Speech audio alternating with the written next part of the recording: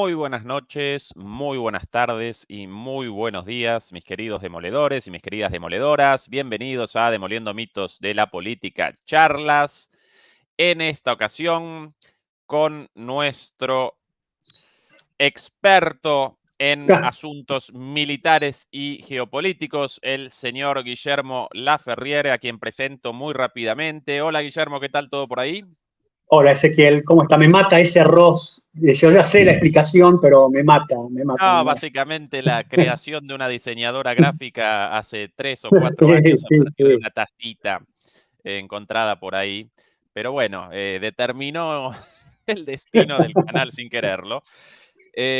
Vamos a realizar la charla de hoy por un compromiso de mi parte. Vamos a realizar la charla en 1 hora, así que no voy a presentar los saludos habituales y demás. Vamos a comenzar directamente en la conversación con Guillermo sobre los 3 temas del día de hoy. Por un lado, la situación en Ucrania. Por otro lado, la situación en Gaza. Y por último, lo prometido ya varias veces a los demoledores y a las demoledoras, una charla sobre el tema de los drones, ¿sí? Respecto, bueno, al futuro, al presente y a los potenciales de esto. Así que, Guillermo, comencemos con la guerra en Ucrania. Quisiera tu visión actual sobre la situación en un día especial por el anuncio, por lo menos, de la toma de Marinka, Tikhovka y Kromov en el día de hoy, precisamente. Sí, a ver, creo que para los que te siguen y los que a su vez me siguen a mí, no hay ninguna novedad en lo que está sucediendo. Pero vamos a tener quizás gente que por ahí se suma ahora y no lo ve bien. Claramente, lo que tenemos hoy en día es a Rusia que luego de un año, desde octubre del año pasado al presente, enfocó su campaña militar, la cambió totalmente de cómo se venía desarrollando, luego de cómo huye Kiev del Tratado de Paz que pudo haber firmado entre marzo y abril del año pasado, una locura, ¿no es cierto? Pero ese es otro tema. Y Rusia tuvo que rehacerse y pasó de una guerra que era de maniobras a una guerra de desgaste que la estableció básicamente, para ser muy brutales, entre octubre del año pasado en adelante. En esa guerra de desgaste, los rusos se han impuesto por 2 condiciones básicamente, a mi juicio. Uno, por su superioridad en medios, en recursos humanos. Esa es una parte muy importante, pero es una parte. Y la otra es por la tradicional mirada operacional. Los rusos son los creadores del arte operativo en la guerra, es decir, no de focalizarse solamente en un sector, en una batalla, sino en generar grandes situaciones de muchas masas de tropas para cambiar la situación militar. Los rusos asimilaron los costos políticos de acortar el frente y ofrecieron una guerra de desgaste que ha destrozado todo lo que Ucrania le puso enfrente. Todo, absolutamente todo. Y en algunos sectores los rusos lo hicieron deteniendo al enemigo, digamos frontalmente. Estoy siendo muy brutal, no es tan así. Y en otros sectores se dieron espacio para después volver a recuperarlo. Lo que hoy estamos viviendo, prácticamente en todo el frente de guerra, es una Ucrania que está enfrentando esta guerra siguiendo el compás que le marcaron los rusos. Es decir, en vez de, como Ucrania enfrenta esta guerra en una disparidad en recursos humanos mucho menos que los que tiene Rusia, gigantescamente menos, si se me permite ese juego de palabras, y además en una dependencia absoluta de la voluntad de terceros para poder seguir peleando. No es como Rusia, que por ahí tiene que sacar algo de algún otro país o alguna cuestión, pero básicamente depende de su propia voluntad. Entonces, en vez de desacoplarse de ese combate de desgaste que le ofrece Rusia, se mete en ese y le sigue pegando. Es como un boxeador que va a corta distancia donde el otro está mejor, en vez de irse y replegarse y tomar aire. Bueno, ya es tarde para eso. Ha perdido entre 4 y 5 movilizaciones, y las ofensivas que estamos viendo en el norte de los rusos, básicamente en Avdiivka, o como se pronuncie, ¿no es cierto?, no son ofensivas rusas de carácter estratégico. Lo que están haciendo los rusos es aprovechar esa situación de ventaja táctica que tienen en determinados lugares, la sobreextensión que tienen las fuerzas ucranianas, con esto termino, la sobreextensión que tienen, las dificultades para generar una reserva operativa, para pegarles en lugares donde están más débiles, obligarlos a sacar tropas de donde sea y aprovechar esa debilidad. Pero en modo alguno, a mi juicio, estamos frente a una acción que busque ser decisiva de los rusos ahora. Están sacando ventaja de eso, nada más. Y en ese contexto, Guillermo, ¿cuánto tiempo más podrá Ucrania responder a esta ofensiva rusa? ¿En qué medida podremos presenciar el año próximo una verdadera ofensiva rusa en profundidad? ¿Cuán cerca o cuán lejos aparecemos de la posibilidad de un colapso en el frente ucraniano? Hacia adelante, ¿qué análisis podemos realizar? Déjame empezar por el lado de los rusos, que me parece que es más fácil, y después vamos para el lado de los ucranianos, que me parece que es el más complejo de explicar. Los rusos están, y lo hablamos creo que en algún otro programa, están y lo dije en un programa en RT hace unos meses atrás, los rusos están en una situación de dualidad en este sentido. Con la debilidad que yo vengo diciendo, que venimos conversando recién, que tienen los ucranianos, y con la superioridad que van acumulando los rusos, esta segunda movilización parcial que va a estar quizás ya muy avanzada para cuando comience el invierno de ustedes ahí en Europa, la prudencia militar indicaría, aprovechemos la volteada de que la contraofensiva ucraniana fue un desastre, que han quedado muy golpeados, que todo lo que sea el suministro de las fuerzas militares de Ucrania está muy debilitado y que difícilmente entre lo que resta del otoño y el invierno, esas fuerzas militares ucranianas se van a recomponer. Entonces, desde un punto de vista de análisis militar, yo diría, aprovechemos el invierno y terminemos con esto para los rusos. Ahora bien, los militares es herramienta de la política, y acá está el tema de qué manera el gobierno ruso quiere posicionarse en esto. A mi juicio, hay dos herramientas a tener en cuenta para poder analizar eso. Uno, el propio jefe del propio ministro de Defensa ruso, que dijo que ellos tienen planificado terminar la campaña para el 2025, ¿no es cierto? Y si tenemos en cuenta las ventanas de oportunidad que se dan por el tema climatológico en cuanto al lodazal en toda esa zona del mundo, te queda este invierno que viene y el verano que próximo. Entonces, es probable que la política rusa quiera generar un gran impacto sobre Occidente, creo, causando una gran conmoción sobre Ucrania próximos a las elecciones de Estados Unidos, es decir, sobre el verano que viene. Entonces, aprovechar este invierno no para esperar y hacer acciones menores, sino para terminar de darle forma a eso, terminar de darle forma a lo que ha sucedido en Avdiivka y en otros lugares, colocarse en una posición de amenaza, esperar el otoño desde una posición de fuerza y golpear duramente en el verano que viene. Yo creo que eso es lo que me parece a mí van a apostar los políticos en Rusia, pero la prudencia militar a mí me indicaría de buscar pegar ya. ¿Entendés? Yo no existo, pero yo preferiría, los tengo los tipos debilitados ahora. Vamos a Ucrania. Están debilitados por una contraofensiva que fue un desastre. Y a vos, Ezequiel, te habrán dicho de todo, como me dijeron a mí cuando te decían, no, esta ofensiva va a llevarlo hasta el mar de Azov, cortar Crimea. Después mucha gente te dice, no, nadie decía eso. Mentira. Lo decía el propio gobierno ucraniano, Secretaría de Estado de Estados Unidos, militares de Occidente, varios lo decían abiertamente en los medios. O sea que no es una construcción de algunos que estuvieron analizando, no, fue lo que buscaban y fracasó rotundamente. Entonces, hoy Ucrania, me parece a mí, no sé qué lectura tendrás, los mismos tipos, digo tipos y a vos te escucha gente de otro lado, las mismas personas. Adelante. Las mismas personas que les decían hagan la contraofensiva esa de junio, hagan eso y corten a los rusos, son los que ahora se están aproximando a decir, bueno, tratemos de llegar a un acuerdo de paz, a un alto el fuego, a la coreana. Es decir, que separen las cosas como están y que Rusia se quede con lo que tiene por ahora y vamos a ir armando a Ucrania para que en un futuro X las cosas cambien. Ese caramelo no se lo come Rusia. No tiene por qué aceptarlo. No hay ninguna razón militar ni política para aceptarlo. ¿Me comprendés? Me parece que es el mismo criterio.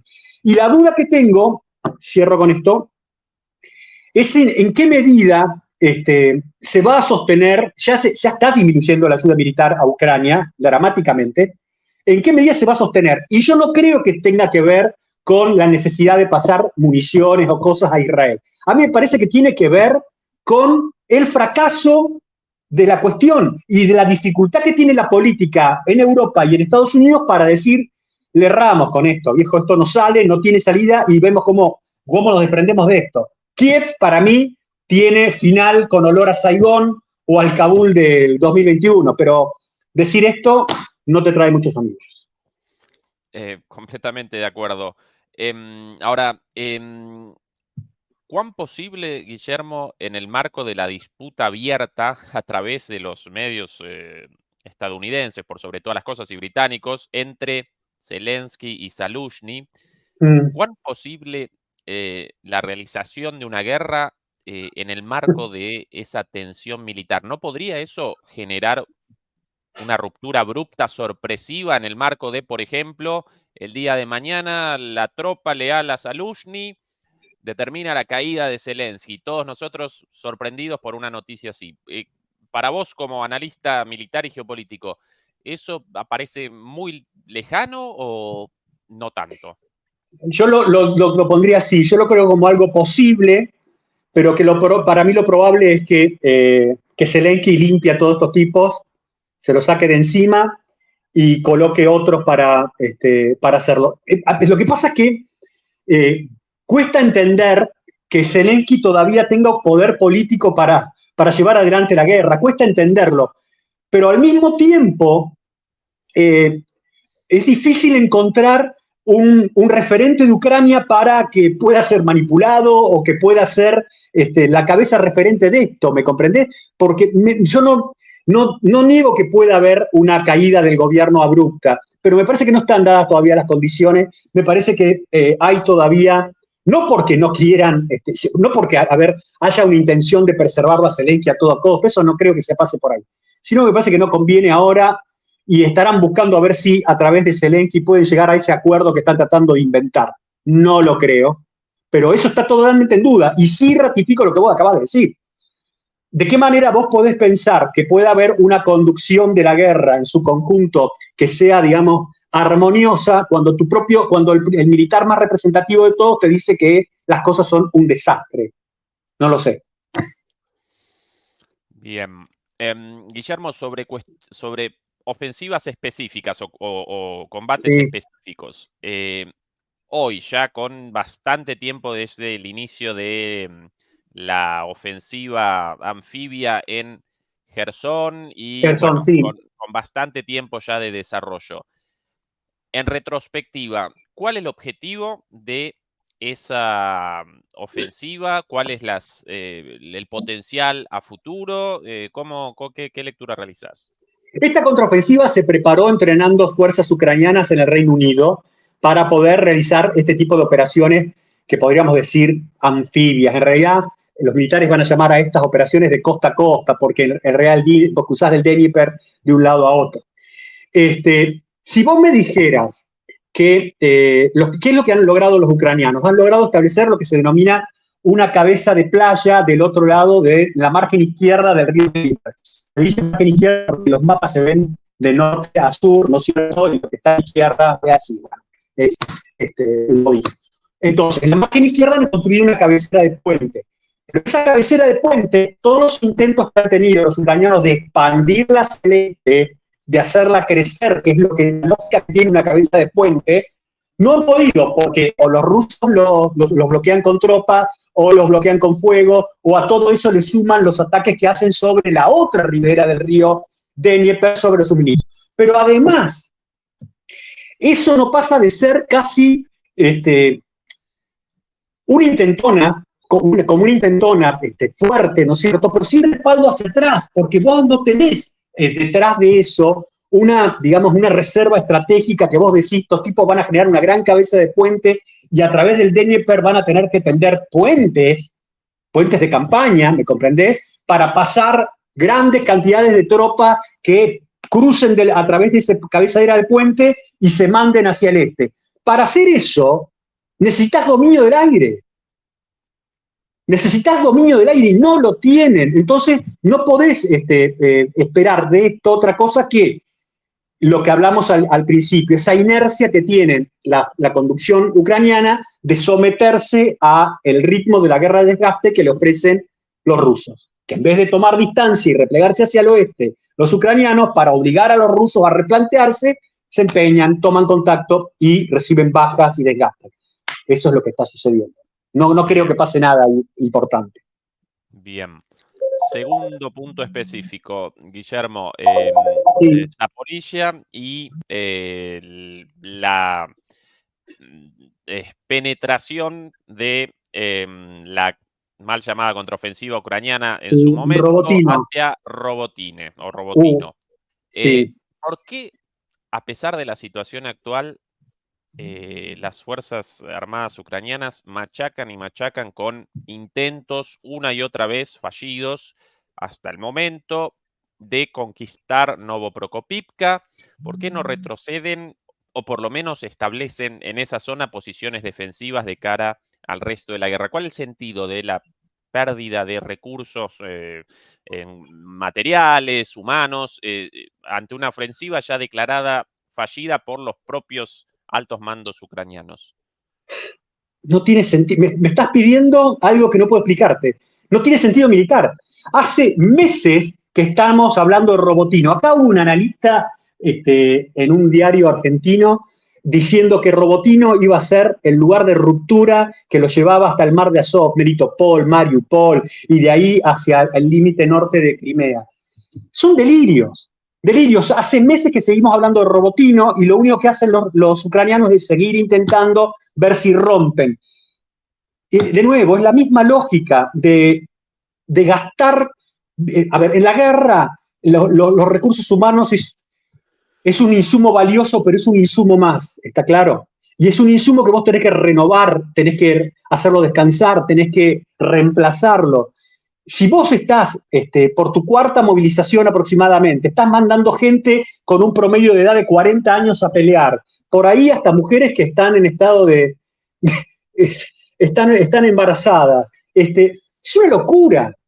Es una locura, no tengo otra forma de llamar a esto. No le veo sentido. No le veo sentido. Bien, yo No tengo esperanzado explicación. que vos de alguna manera ibas a responder a esto con alguna explicación con sentido, porque yo tampoco hasta ahora podía determinar Es el que, porqué de esto desde el punto de vista militar, pero no me estás ayudando, pero es Guillermo. que si fuera al revés, te lo pongo al revés, que fuera una guerra de desgaste que impone Ucrania, pero que lo hace una nación, Ucrania, que tiene 100 millones de habitantes. ¿Está? Entonces yo te digo, bueno, están jugando a eso. ¿Está claro? Están jugando a imponerse por la fuerza contra los rusos. Y vos decís, bueno, tienen quizás posibilidades porque, si bien son menos, actúan de una forma más inteligente. Acá no. Estos son radicalmente menos cantidades. Están con problemas logísticos de importancia. Tienen problemas de recursos humanos para poder sostener las operaciones e insisten en un lugar que es un fracaso. Hay un viejo axioma militar que dice que las reservas nunca se empeñan para redimir fracasos. Cuando vos tenés un fracaso en un lugar, empeñar otras fuerzas en ese mismo lugar donde fracasaste es ampliar el fracaso. En todo caso, mantener lo que tenés ahí y pegá en otro lado o hacer otra cosa en otro lugar, pero no insistir donde has fracasado, porque es un desastre. Y es lo que está pasando.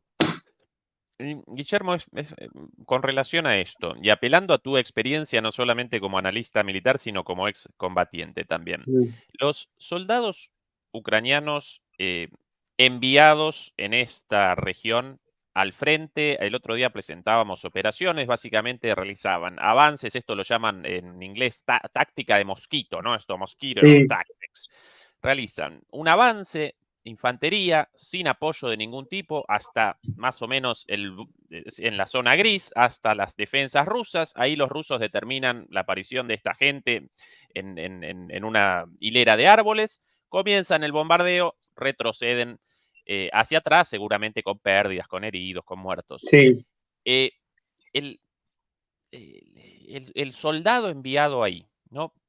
En esta situación, ¿a qué responde la obediencia a una orden de un soldado así? Yo estoy consciente de que esos soldados no aparecen informados, no aparecen suscritos a nuestro canal, no pueden realizar un análisis como el tuyo de la situación, seguramente aparecen cuestiones emocionales.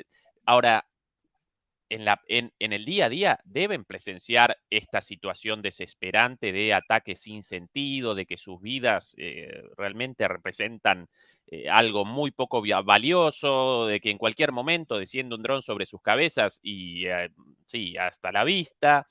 ¿Cuál, ¿Cuál la lógica en la cabeza de un soldado para no rechazar una orden como esta, sin sentido? Mira, hay un límite para todo eso. En general, esos soldados van a estar respondiendo porque se genera una dinámica en el grupo en el que están y que hace que eso se pueda suceder, ¿no es cierto? Pero cuidado, que cuando en el tiempo se suceden este tipo de desastres, suceden motines. El 1917, fue el año de los motines del ejército francés en la Primera Guerra Mundial, otra guerra así muy de trincheras y de este tipo de acciones como la que vos estás comentando. Y llegó un momento que las tropas masivamente se negaron a pelear. Entonces, cuidado con todas estas cosas, que esas cuestiones de camaradería o esas cuestiones de, bueno, estamos todos en este tema y tenemos que resolverlo, no son eternas, ¿no? En algún momento se pueden cortar. Puede ser que también en todo esto influya que vos colocás tropas que son muy nuevas, muy novatas y que pueden ser más susceptibles de ser conducidas a este tipo de cosas sin llegar a medirlo. Pero eso también termina pronto, ¿está? O Sí. genera miles y miles de muertos. Con lo de la lógica de camaradería, vos básicamente presentás la idea de que la motivación no responde a la obediencia al mando político de la No, guerra Zelensky, sino a una cuestión de, no. bueno, con este grupo de soldados, de camaradas, aparecemos en la misma y entonces no los voy a abandonar y por eso hacia adelante. Sí, Una sí, condición muy lo veo interesante.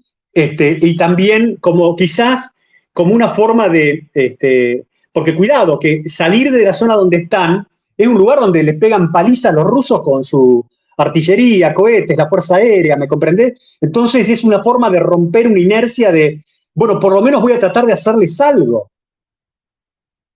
¿Está? Pero es un desperdicio hay un viejo axioma que yo siempre compro que es, no hay malos soldados en ningún país, lo que hay son malos oficiales, ¿está? Entonces, el oficial no puede arruinar sus tropas de esa forma, ¿está claro? Y la política debiera generar otras situaciones para esos soldados, ¿eh? Merecen otra cosa. Sí, sí, si algo parece claro en esta guerra, Guillermo, la dureza de los Sí, ucranianos a nivel sí. individual, como sujetos, en la defensa, mamita querida, No, duros los tipos, no, tal cual. durísimos. Pero lo hemos hablado alguna vez. Solamente hay dos fuerzas militares en el mundo en estos momentos que saben lo que significa una guerra de alta intensidad y de larga duración. Son las únicas en los últimos, desde que terminó la Segunda Guerra Mundial en Europa. Porque ni siquiera la guerra de la guerra civil yugoslava o como la quieras llamar, tuvo larga duración, pero fue de intensidad fue mucho menor. Ojo, ya sé que hubo un montón de cosas, pero no tiene ni comparación con esto. No tiene comparación con esto. ¿Está?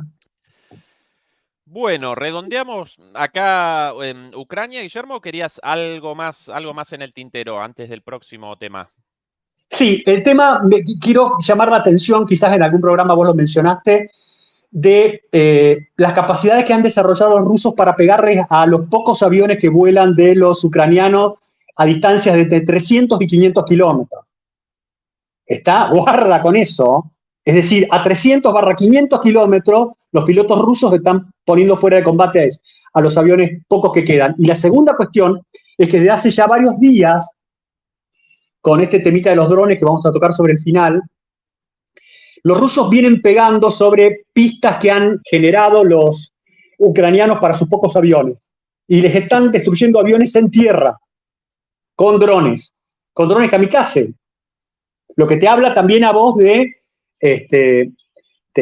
un problema grave de organización propio de los ucranianos, ¿no? de que esto esté pasando, ¿no? Porque no es un ataque de la fuerza aérea que penetra profundamente, sino que es una acción hecha con drones, que es algo que tendrían que lo están exponiendo a sus aviones de combate con eso, ¿no? Bien, interesante. Bueno, vamos a redondear violentamente el tema aquí y comenzar con el otro tema. Sí. Gaza, conflicto entre Israel y Hamas y la Yihad Islámica y todo eso, sí.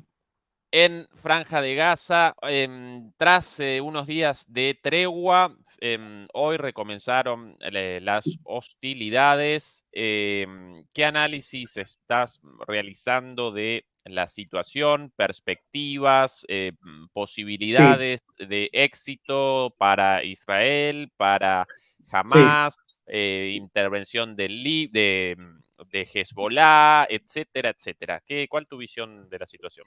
Mira, mi visión es muy particular y no va a ser la muy de agrado de muchos de los oyentes, pero para algo me llamaste. A ver, yo creo que aquí voy a digo Hamas y en realidad es más complejo el tema, pero para simplificarlo.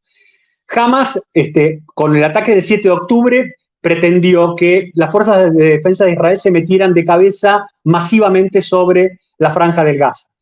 Creada esa situación, teniendo absorbidas a las fuerzas de defensa de Israel en Gaza, vos tenías la posibilidad de abrir otros frentes, pero de abrirlos en serio, como es el sur del Líbano, con una entrada de Hezbollah en ese lugar y una necesidad de absorber tropas, abrir el frente de la zona de Golan con Siria para que ingresaran por allí fedayines o soldados irregulares, y conmover toda la zona de Cisjordania. Eso no pasó porque los israelíes no se metieron de cabeza ahí, sino que utilizaron mucho menos fuerzas de las que movilizaron para eso, lo que les ha dado la posibilidad de hacer frente a esos distintos posibles frentes, si se me permite, que se le podía abrir. Con lo cual, esa situación ha cambiado.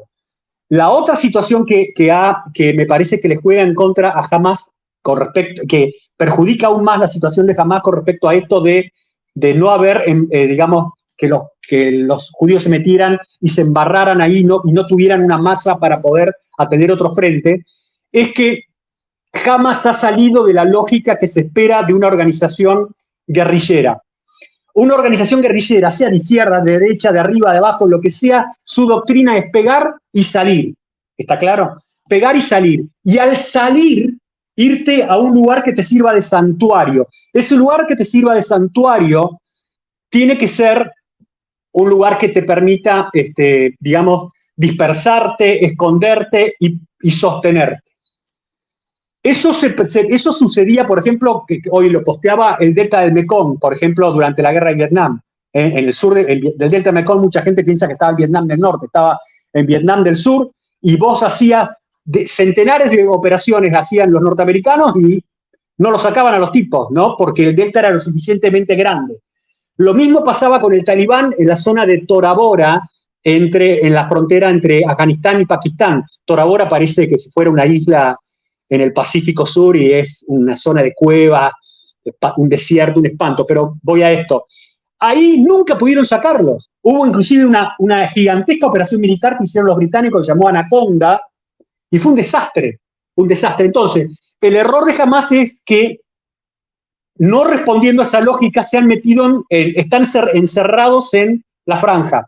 La franja está cerrada tanto por Israel en toda su frontera con ellos, como por el mar, y hacia el sudoeste la frontera está cerrada por Egipto, que Egipto no se lleva bien con Hamas por el tema de la hermandad musulmana y toda esta historia. Entonces, en esa lógica, independientemente del ideario político y todo lo que sea, en esa lógica, Hamas está encerrado, está en una suerte de Stalingrado, si me permitís, pero sin posibilidad de que ningún ejército pueda venir por fuera y penetrar el cerco para ayudarlo, y sin posibilidad de salir masivamente de ahí. Entonces, lo único que les queda es el tema de negociar con los rehenes para ver si se puede liberar.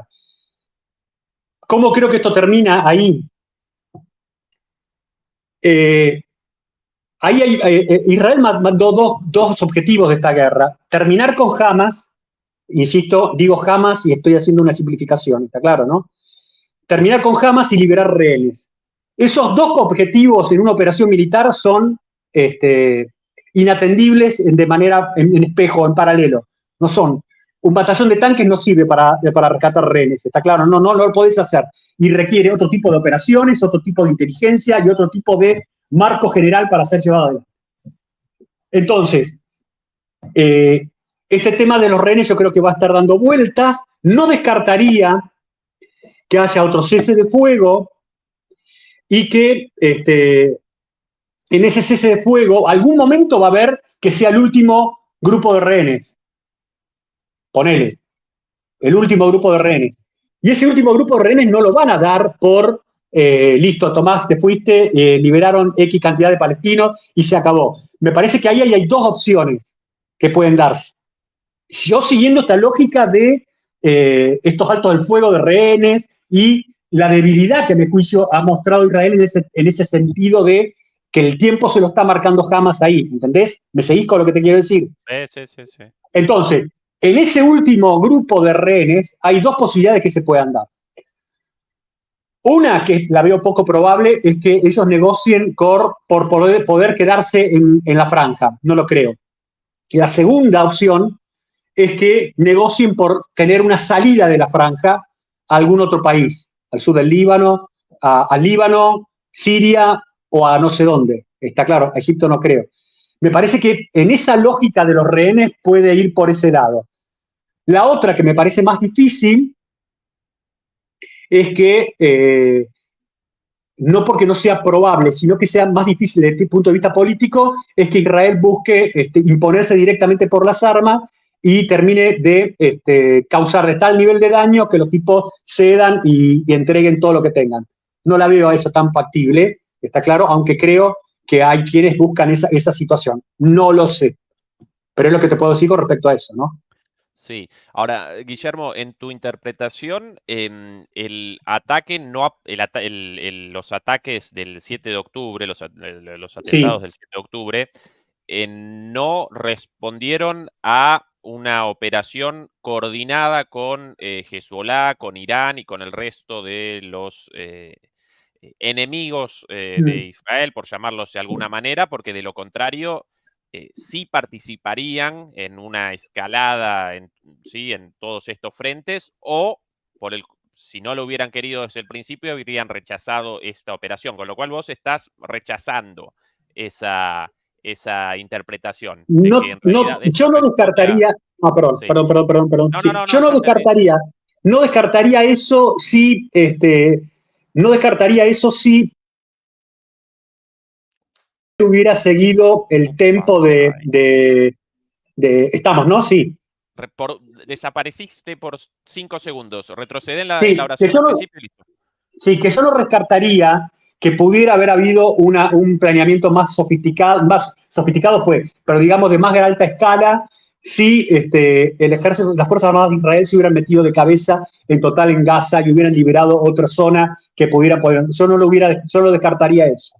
Creo que eso para mí es algo de alta probabilidad. Me cuesta pensar que jamás se largó, como diríamos en Argentina, la pileta así solo por esta cuenta.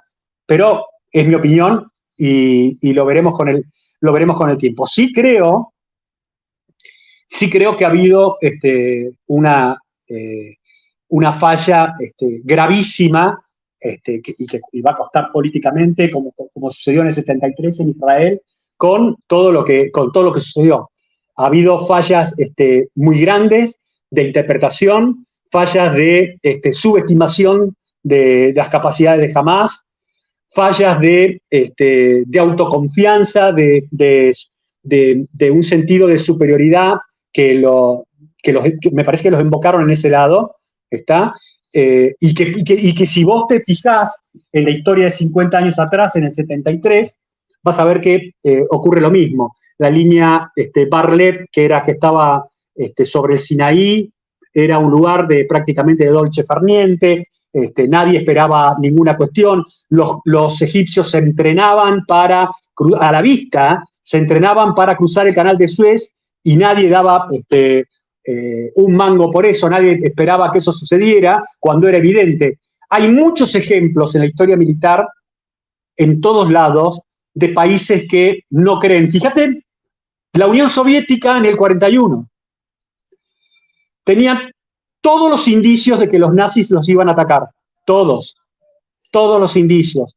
Y hasta último momento el poder político de la Unión Soviética de ese entonces se negó a aceptarlo, porque le pareció como inverosímil que pudiera suceder. Entonces, yo no descartaría, o sea, que ha habido una falencia gravísima que se va a pagar políticamente. El actual gobierno de Israel es un cadáver político evidente hasta que termine alguna fase esta ya de la guerra. De hecho, está intervenido, hay otros actores políticos que están en eso, pero nada, eso es lo que te puedo decir. Esto, en consonancia con tu interpretación, esto apareció hace Sí, algunas horas, en sí, la madrugada de ayer, apareció en New York Times un artículo más sobre esto de el supuesto conocimiento, pero la subestimación de la situación relativa al futuro, al incipiente ataque de Hamas. Para vos, Guillermo, la posibilidad de de que las Fuerzas Armadas o de que los servicios de inteligencia realizaran una especulación política con esto, pero sí de que el gobierno de Netanyahu realizara una especulación política con esto y finalmente comenzó un ataque mucho más fuerte de lo esperado. ¿Para vos eso aparece imposible o no no, tanto? yo no puedo descartarlo, no lo puedo descartar. Tengo para mí que se va a saber si eso ocurrió o no. Eso se va a conocer. Hay mucha gente muy enojada en Israel con Netanyahu, muchísima, y no ha caído porque están en la guerra, con el mismo criterio con que Golda Meir fue, digamos, bancada durante los 14, 15 días que duró la guerra del Yom Kippur. Pero es la única razón. No, no creo. Yo creo que va a haber una revisión de este tema. Y sí ha habido, insisto con esto, una subestimación y además las burocracias no sé si lo hablamos alguna vez con vos, las burocracias que producen inteligencia no tienen un problema para conseguir la información. El problema es para procesar el volumen de información y para ir vendiéndola en este término, en este criterio, a las distintas instancias de la misma comunidad de inteligencia y al poder político de que compre que lo que vos has producido como inteligencia sirve. Porque hay un error también en pensar que como que la política toma lo que te produce la inteligencia y te dice, no, estos tipos me están diciendo esto, así debe ser. Y a veces sucede, y muchas otras veces no, porque también la propia política tiene sus interpretaciones de las cosas, tiene su propio asesoramiento en espejo de estos temas, así que yo no descarto nada de esto, ¿está claro? Pero me parece que utilizando esa navaja de Occam, como se pronuncie, me parece que es más sencillo pensar, más probable pensar que ha habido negligencias y errores gravísimos en todo lo que es el aparato de inteligencia que otra cosa. Bien. Guillermo, comencemos con el tercer y último Último tema. tema Sí. para el cual vamos. Sí.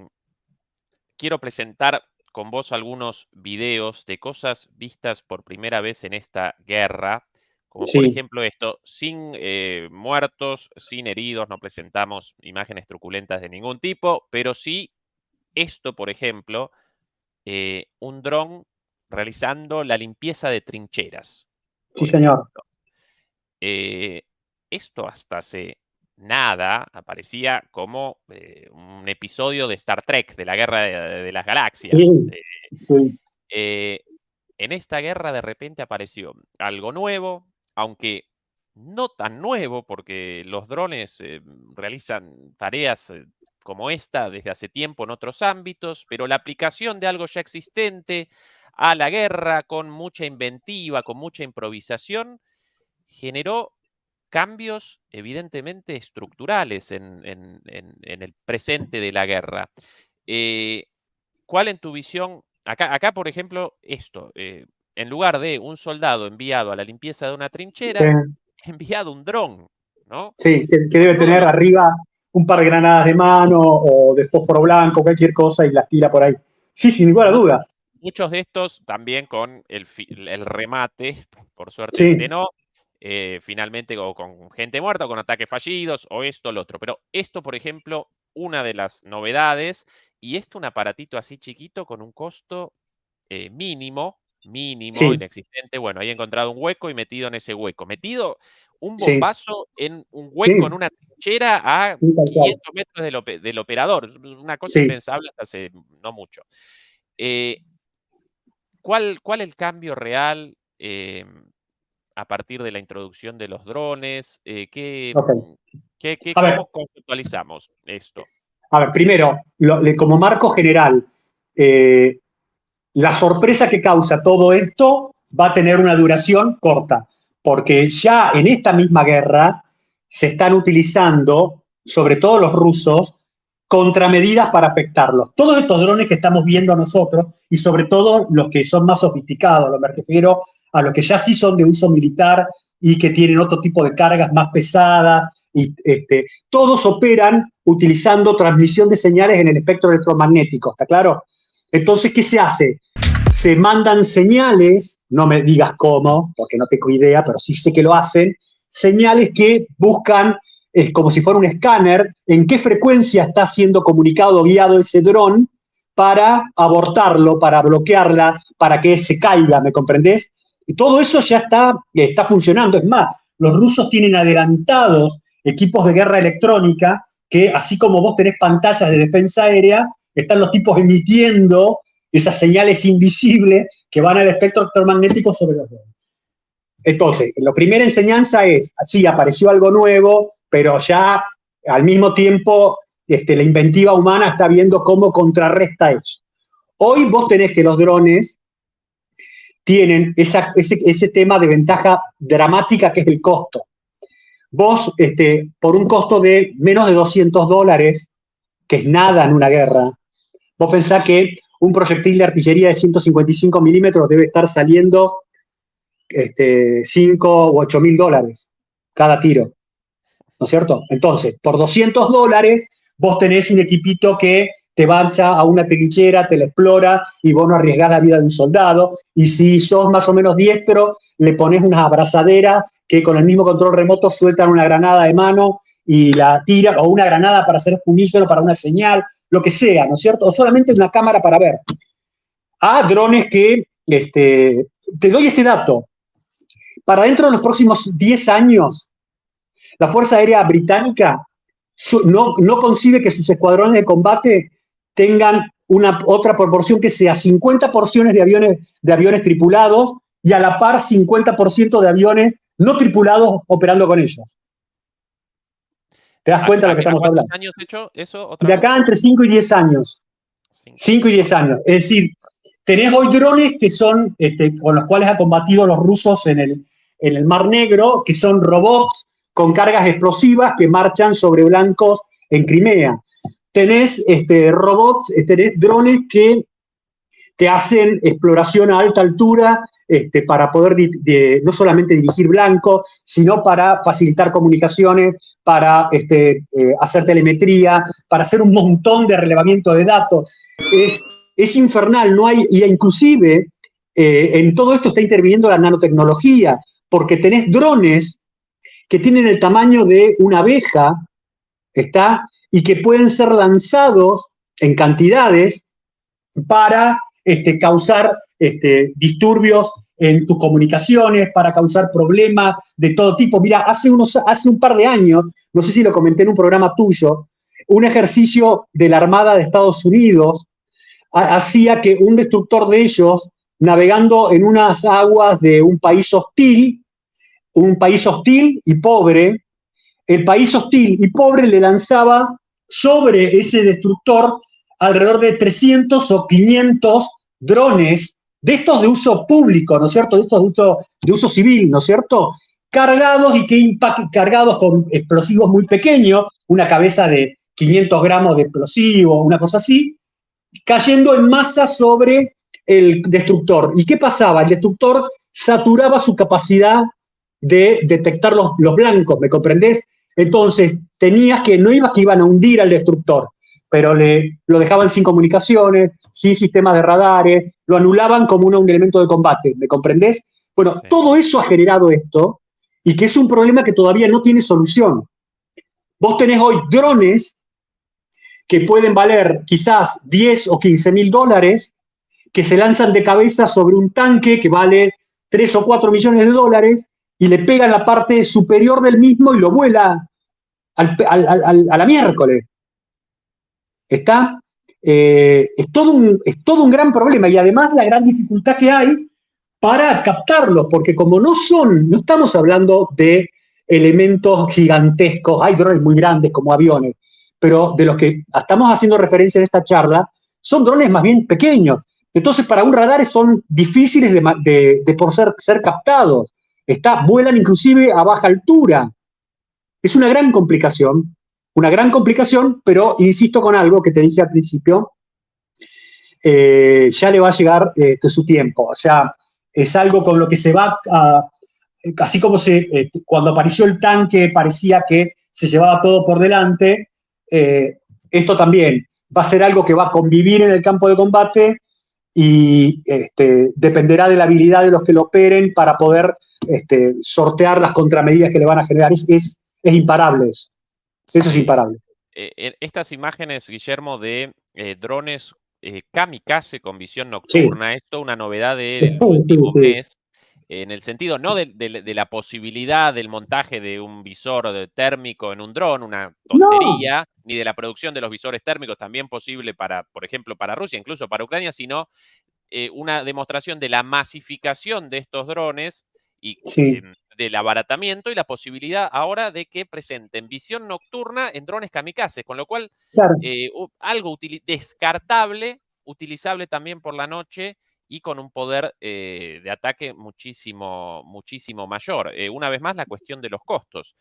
No, también el tema de los costos y además el hecho de que vos lo puedas emplear de noche. O sea, la noche siempre ha sido, por más que se sabe que vos tenés peligros y que se sigue operando de noche, pero siempre ha sido un momento de cierta pausa, de cierta tranquilidad, aunque sea inconsciente, que tiene el soldado de cualquier bando, decir, bueno, me voy a poder mover más o menos por acá, ¿qué me va a pasar? Y sin embargo, te pueden detectar, me comprendés, con este tipo de sistema, que no valen nada y causarte un problemón. Acá hablábamos antes de empezar el programa de cómo Rusia se adaptó a esto, porque Rusia va a la guerra con Ucrania no desconociendo el tema de los drones. Tenían ideas, sabían, no era que los tipos eran unos dormidos y no entendían, pero no, viste cómo son la burocracia, no calzó, y se dieron cuenta de la importancia que tenían y ahí empezaron, bueno, a comprarle a Irán, a quien sea, los turcos, a quien sea le proveyera, y ahora te construyen en masa y salen en serie, los drones. No es fácil también para una corporación militar acostumbrada a determinadas cosas, porque esto es algo muy violento en cambiarte la cabeza, ¿me comprendés? Porque vos estás preparado para que te puedan venir desde aviones de combate, ¿me comprendés? Que puedan aparecerte tanques, nubes de fuego de artillería, pero que te aparezcan estos bichos que no podés ver, que no valen nada, y que te puedan causar tanta cantidad de problemas, es algo que a cualquiera lo afecta y hay una tendencia natural a rechazar eso. Va de retro, pero es así. Sí, Y un negocio infernal para los que la vieron. sí, sí. Bueno, como la guerra en general, un Sí, tremendo un negocio, negocio ¿no? infernal. Porque los drones que vos habías mencionado antes al principio, los con los que ha estado operando Estados Unidos durante muchos años, haciendo ataques en distintos lugares del mundo, son casi aviones. Son mucho más lentos y todo eso, pero son unos trastos muy pesados, ¿está claro? Llevan misiles aire-aire, misiles aire-tierra. Acá estamos hablando de otra cosa.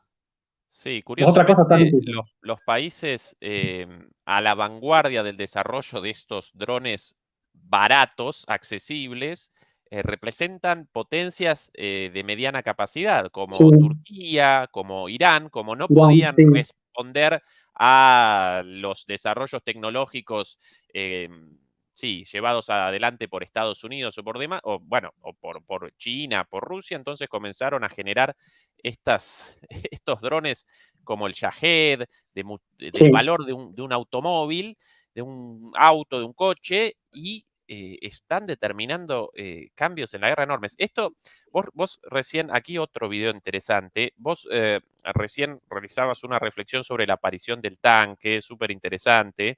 Ahora, puede que una buena parte de las contramedidas contra los drones aparezcan en la creación de otros drones, ¿no? Sí, no, más vale, no, Esto un tal cual. ejemplo de, esto una cosa vista hace poquito, hace un mes más o menos, un dron más grande ucraniano llamado Baba Yamar o algo así, no recuerdo. Ujú, Bueno, transportando drones más pequeños, claro, el dron más claro. grande con una batería mayor, entonces recorre 20 o 30 kilómetros con los drones más chiquititos, los abandona en una zona caliente y ahí comienza estos todos drones ucranianos captados por un dron ruso, después el dron ahí con un Sí, como efecto si fuera una especial. nodriza, ¿no? Que desprende Diciendo, los.